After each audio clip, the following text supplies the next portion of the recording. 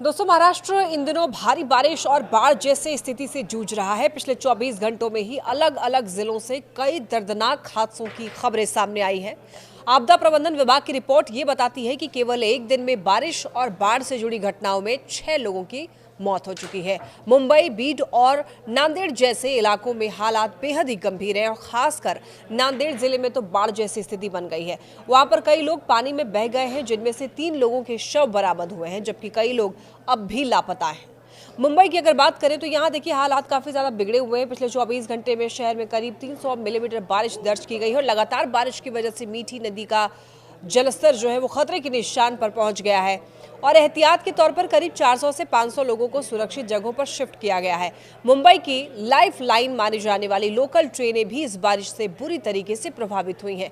कई रूटों पर ट्रेनों को रद्द करना पड़ा, जबकि जो चल रही हैं उनमें घंटों की देरी हो रही है। इसका असर हजारों यात्रियों पर पड़ रहा है।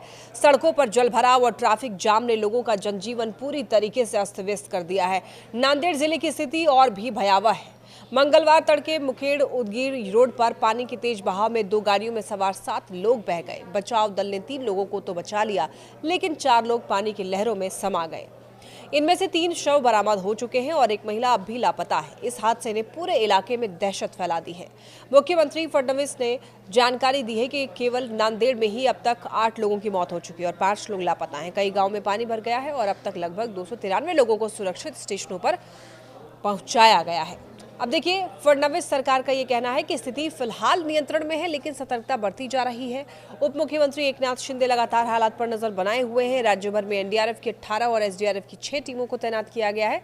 मुख्यमंत्री ने यह भी कहा है कि बांधों से पानी छोड़े जाने की स्थिति में पड़ोसी राज्य से बातचीत चल रही है, क्योंकि अनियंत्रित जलग्रहण क्षेत्र एक बड़ी चिंता बने हुए हैं। बारिश का असर सिर्फ सड़कों और ट्रेनों पर ही नहीं बल्कि हवाई यात्राओं पर भी पड़ा है। मुंबई में खराब मौसम को देखते हुए इंडिगो एयरलाइंस ने यात्रियों के लिए ट्रैवल एडवाइजरी जारी की है। एयरलाइन ने कहा है कि बारिश के कारण कई उड़ानों में देरी या रद्द होने की संभावना है। यात्रियों से अपील की गई है कि एयरपोर्ट निकलने से पहले अपनी फ्लाइट की जानकारी वेबसाइट या फिर मोबाइल एप्लीकेशन पर जरूर चेक कर लें। साथ ही ट्रैफिक और जलभराव को देखते हुए अतिरिक्त समय लेकर यात्रा करें।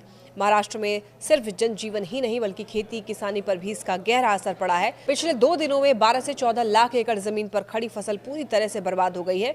मवेशियों को भी भारी नुकसान पहुंचा है। मुख्यमंत्री फडणवीस ने जिला कलेक्टरों को आदेश दिया है कि नुकसान का जल्द से जल्द आकलन किया जाए और किसानों व प्रभावित परिवारों को एनडीआरएफ के नियमों के अनुसार मुआवजा दिया जाए।